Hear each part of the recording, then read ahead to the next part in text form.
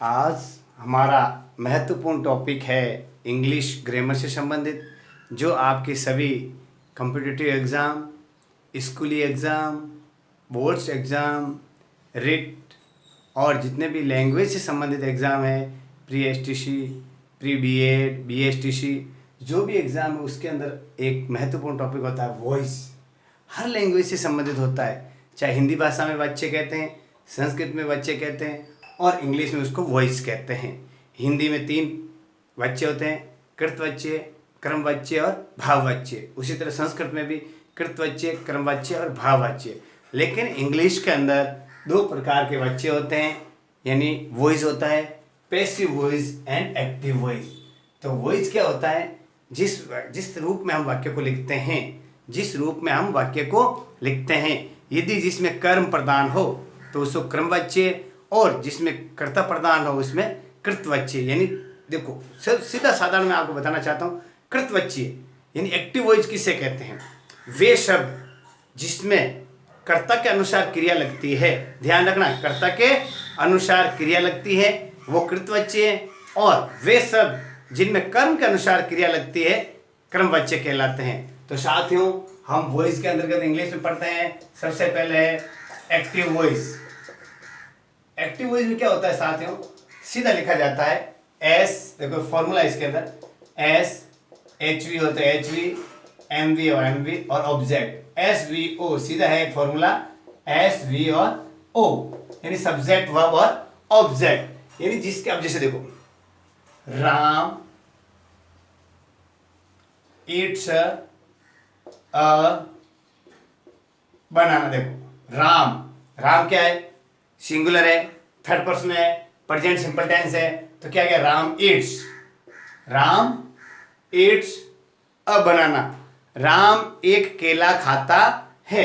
तो अब देखो, राम ये सब्जेक्ट है, तो सब्जेक्ट के अकॉर्डिंग जो वर्ब्स और मैन वर्ब्स आती है वो क्या कहलाता है? एक्टिव वॉइस, जिसे हम कहते हैं कृतवाच्य। आगे आपके समझ में? वापिस आप महत्वपूर्ण बात मैं कहना चाहता हूं, आप समझ लीजिए कि वॉइस 2 टाइप्स की होती है, एक्टिव वॉइस और पैसिव वॉइस। तो एक्टिव वॉइस के अंदर क्या होता है कि जिसमें कर्ता होता है उसके अनुसार ही क्रिया आती है। बस ये आपको महत्वपूर्ण समझना है। अब जैसे देखो क्या है, जैसे देखो जिसमें एक्टिव कौन है? देखो एक्टिव के अंदर एक्टिव कौन है इसमें? एक्टिव देखो, इट्स खाने का काम कौन करता है? राम। तो एक्टिव कौन है? सब्जेक्ट। एक्टिव क्या है? सब्जेक्ट, मैन वर्ब और ऑब्जेक्ट। ये आपको ध्यान रखना है कि एक्टिव वॉइस के अंतर्गत सब्जेक्ट एक्टिव होता है, वो उसी के अनुसार मैन वर्ब और हेल्पिंग वर्ब आती है।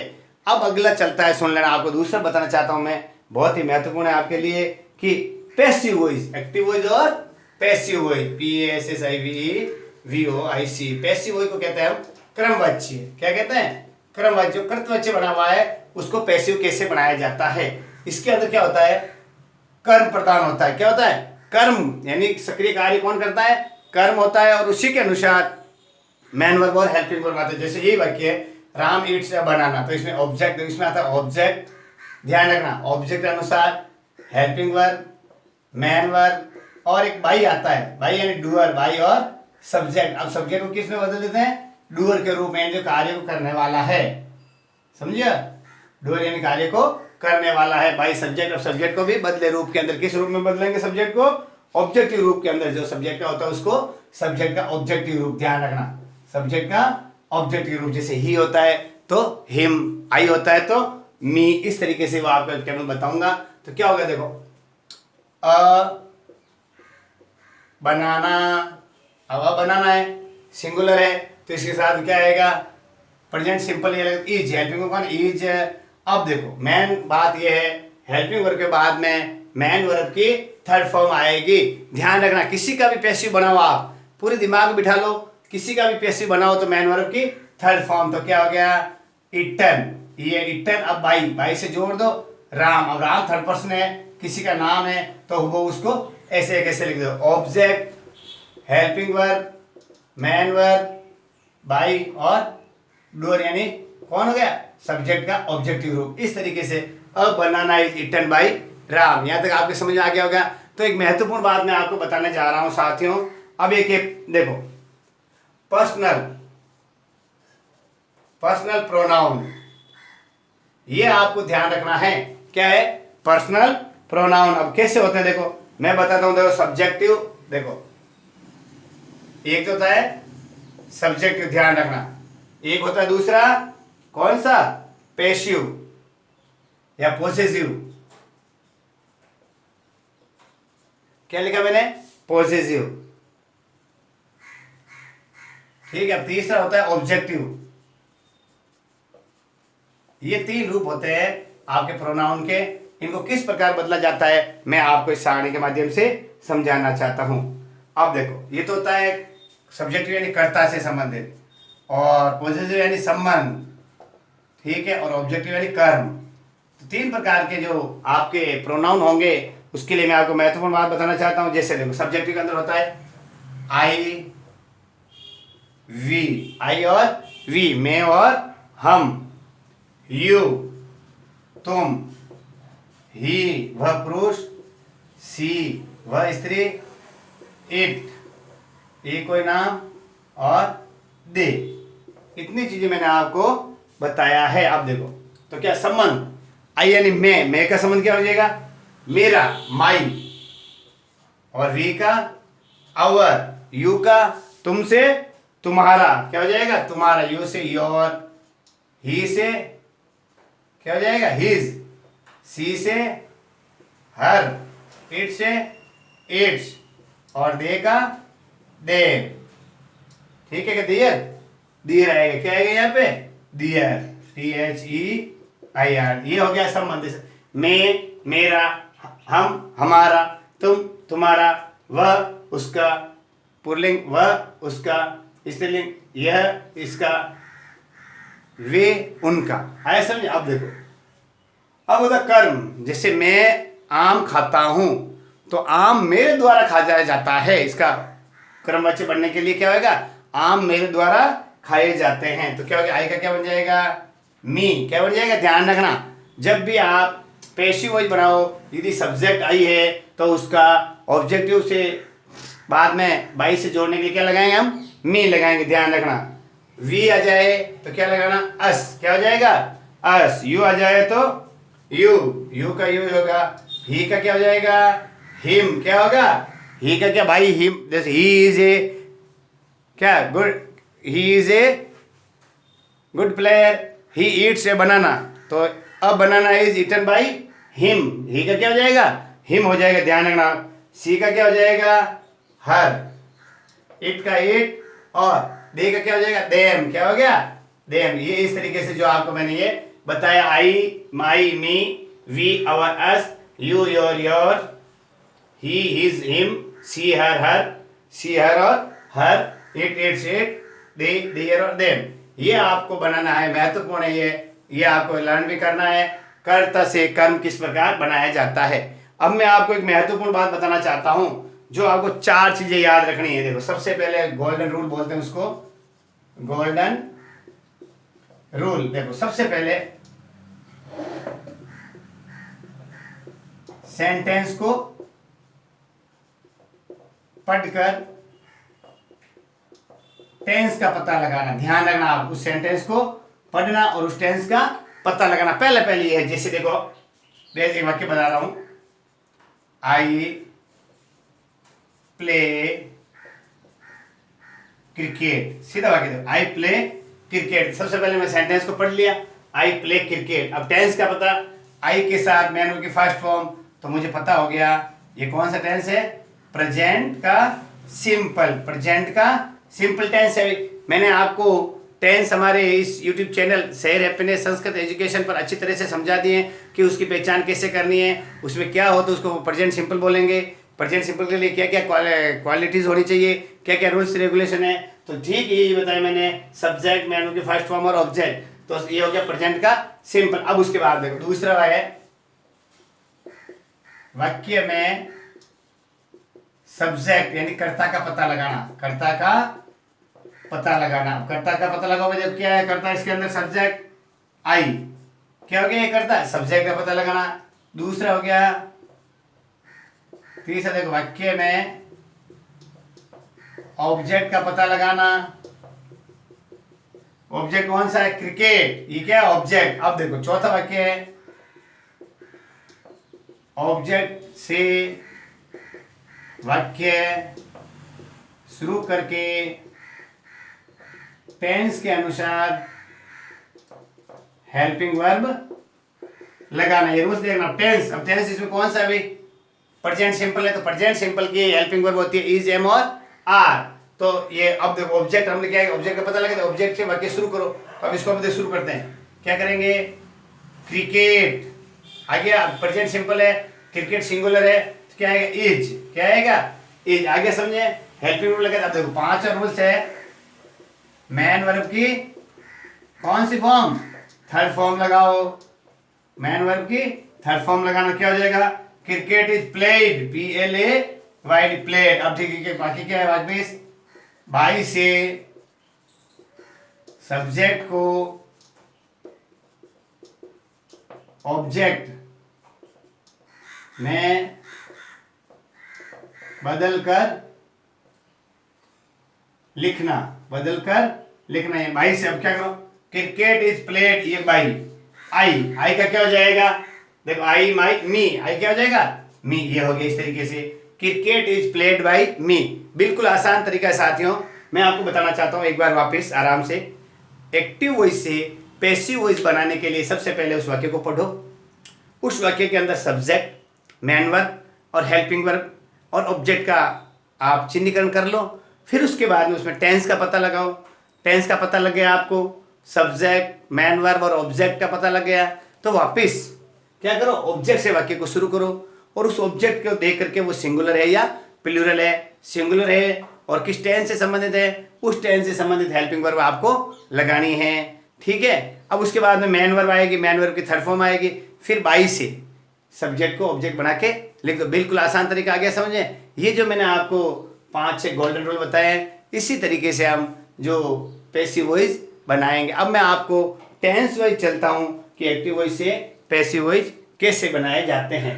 ठीक है ना? ये सारे आपके अच्छी तरह से समझ में आ गई होगी कि एक्टिव वॉइस से पैसिव वॉइस कैसे बनाए जाते हैं। ये गोल्डन रूल है जो मैंने आपको बताया है। क्या बताया भाइयों? कि सबसे पहले वाक्य को आराम से पढ़ो, उसके अंदर subject, helping verb, main verb, object, इन सब का पता लगाओ।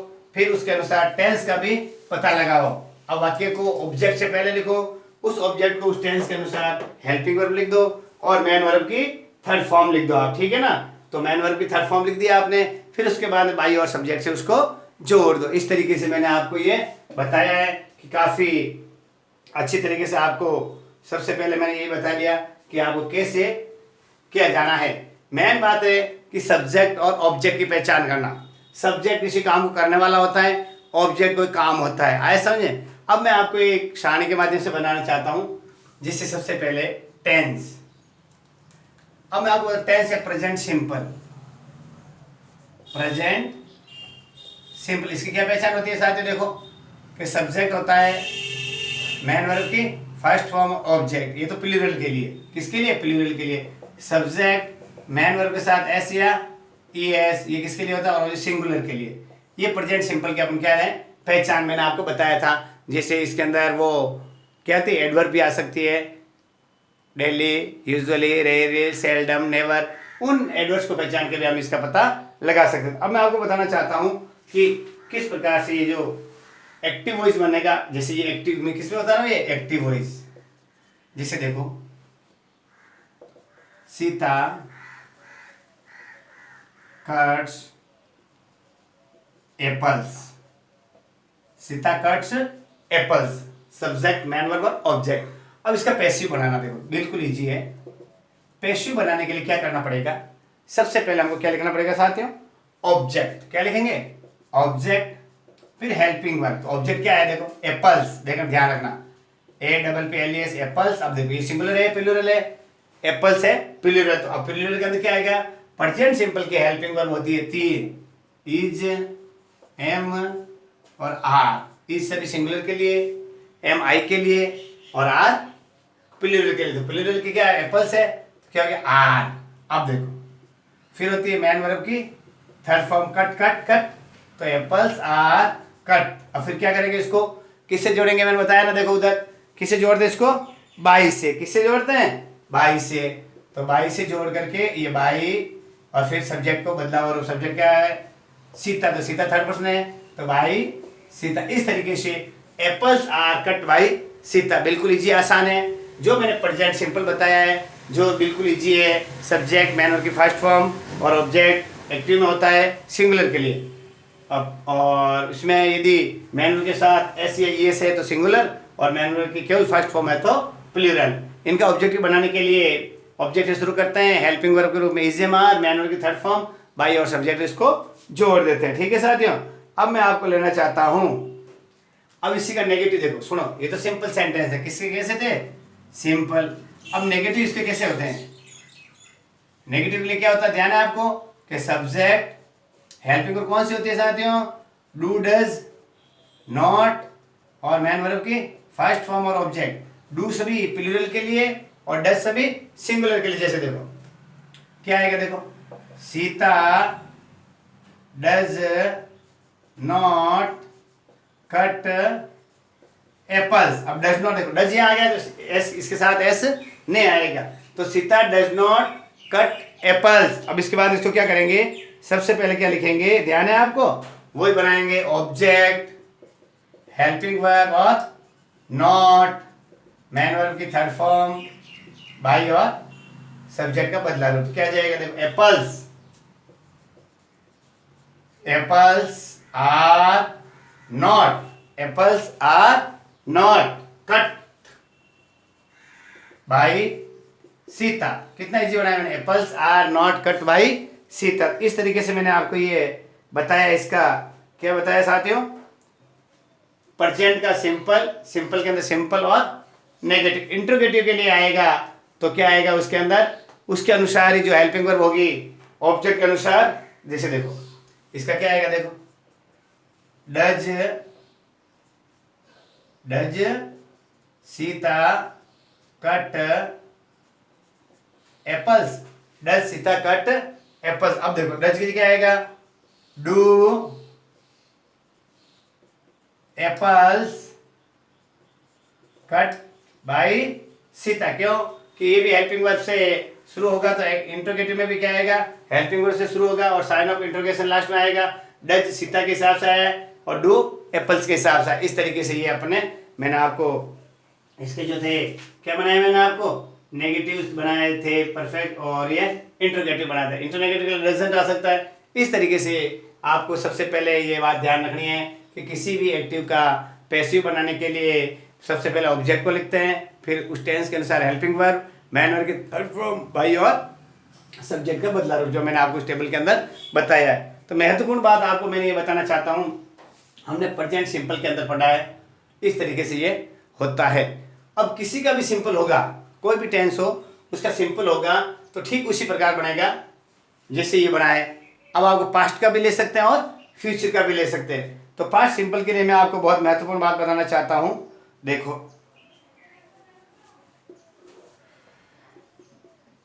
पास्ट सिंपल, तो पास्ट सिंपल के लिए क्या ध्यान आपको क्या आता है, हेल्पिंग वर्ब आती है, वाज और वर, ये आपको याद रखना है। इसका स्ट्रक्चर होता है सब्जेक्ट, मैन वर्ब की सेकंड फॉर्म और object, time, yesterday, last night, last year, last week, last month, ago, जो भी है उसमें आ सकती है, टाइम एडवर्बियल आ सकती है। अब आप देखो ये तो एक्टिव, जैसे देखो दे, अब देखो एट बनानास, दे एट बनानास। देखो उन्होंने केले खाए, तो केले उनके द्वारा खाए गए। अब उसको क्या बनाना, अपन को पैसिव बनाने के लिए क्या करेंगे साथियों, वही object, helping verb, main verb की थर्ड फॉर्म बाई और सब्जेक्ट का बदला लो, हमेशा बाई से जोड़ देंगे। तो क्या करें, बनानास, BANANS बनानास। अब वाज सिंगुलर और were plural, were eat ate eaten, EATN eaten by them, bananas were eaten by them. इस तरीके से हमने पास्ट सिंपल के अंदर किया। अब नेगेटिव, दे डिडंट क्या आएगा, देखो नेगेटिव बनाने के लिए देखो इसमें ये सिंपल सेंटेंस थे जो मैंने आपको बता दिए। अब नेगेटिव बनाने के लिए क्या करेंगे, इसमें हेल्पिंग वर्ब कौन आएगी, डिड और साथ में नॉट। अब इसका फॉर्मूला क्या होगा, सब्जेक्ट हेल्पिंग वर्ब नॉट और मैन वर्ब की देखना फर्स्ट फॉर्म आएगी, क्या आएगी, फर्स्ट फॉर्म ऑब्जेक्ट। और हेल्पिंग वर्ब के रूप में चाहे सिंगुलर हो चाहे प्लूरल हो, सबके लिए डिड आएगी। तो क्या आएगा, दे डिड नॉट ईट बनाना। तो अब इसमें क्या हो गया, वही वापस क्या करेंगे, object helping verb not main verb की थर्ड फॉर्म बाई और सब्जेक्ट का बदला रूप। तो क्या हो जाएगा, bananas, bananas did not eaten by them. इस तरीके से मैंने आपको प्रेजेंट सिंपल और पास्ट सिंपल के लिए बताया। तो आपको समझ आ गया होगा, प्रेजेंट सिंपल के अंदर सिंपल और नेगेटिव सेंटेंस, पास्ट सिंपल के अंदर सिंपल और नेगेटिव सेंटेंस। अब लेते हैं फ्यूचर, इसके साथ ही ले लेते हैं फ्यूचर। फ्यूचर की क्या होती है हेल्पिंग वर्ब साथियों, विल और शेयर, हमेशा ध्यान रखना, विल और शेयर। इसके अंदर से सिंपल सेंटेंस क्या लिखते हैं, subject helping verb main verb की फर्स्ट फॉर्म और ऑब्जेक्ट, ये होता है। और फ्यूचर टाइम एडमिनल के लिए next year, next week, tomorrow, next month, या तो नेक्स्ट वीक, नेक्स्ट संडे, ये आ जाएंगे। अब जैसे देखो, ही विल प्ले फुटबॉल, ठीक, ही विल प्ले फुटबॉल। अब इसका ऑब्जेक्टिव देखो, इसके अंदर बहुत महत्वपूर्ण बात आपको याद रखना है, इसके अंदर ऑब्जेक्ट लिखेंगे, हेल्पिंग वर्ब लिखेंगे, और एक महत्वपूर्ण बात है आपको ध्यान रखना, विल और शेल आ जाता है, चाहे टेंस में आओ चाहे किस में भी आओ, इसको क्या बनाना है, पैसिव बनाने के लिए हमेशा बी आएगी, और फिर बाद में मैन वर्ब की थर्ड फॉर्म और ऑब्जेक्ट, वो क्या आएगा, बाई से जोड़ करके सब्जेक्ट का बदला रूप। तो क्या करेंगे, ही विल प्ले फुटबॉल, क्या हो जाएगा, फुटबॉल, फुटबॉल सिंगुलर है, will be played by him, football will be played by him. देखो ये सब्जेक्ट का क्या बन गया, वापस पहले ऑब्जेक्ट था सब्जेक्ट बन गया, हेल्पिंग वर्ब आ गई, मैन वर्ब की थर्ड फॉर्म आ गई, बाय से सब्जेक्ट को ऑब्जेक्ट बना के ही का क्या हो गया, हिम, जो मैंने आपको सारणी में बताया था।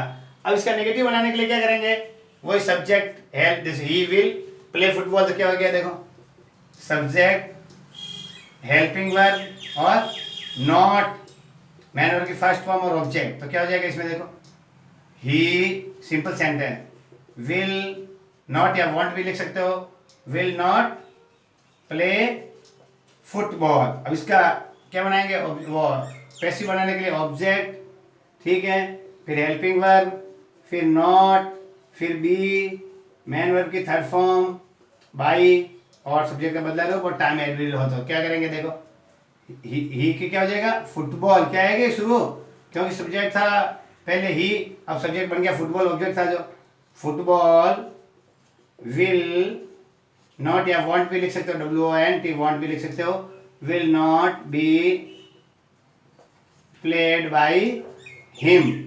अब इसका इंटरोगेटिव बनाने के लिए आप देखो, विल ही प्ले फुटबॉल, इसका क्या हो जाएगा, will football be played by him, sign of interrogation.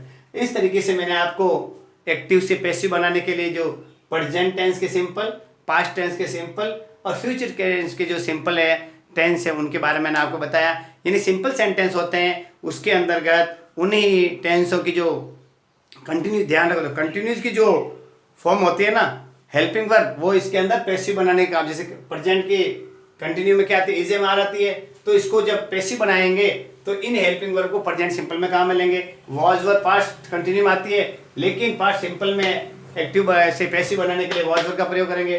Will be, shall be future continue में टेंस में आती है, लेकिन फ्यूचर सिंपल से यानी एक्टिव से फ्यूचर सिंपल को एक्टिव से उसके सेंटेंस को पैसिव बनाने के लिए विल बी और शेल बी का प्रयोग करते हैं। तो एक बार वापस रिवाइज कर लेते हैं, वाक्य को पहले पढ़ना, उसके अंदर subject helping verb main verb object का पता लगाना और उसके अनुसार उसके टेंस का पता लगाना। ये तो बातें आपको दिमाग में रखनी। लिखने के लिए सबसे पहले ऑब्जेक्ट को लिखो और उस टेंस के अनुसार और ऑब्जेक्ट के अनुसार, ये जो सिंगुलर और प्लूरल है उसके अनुसार, उस टेंस के अनुसार उसकी हेल्पिंग वर्ब लिखो।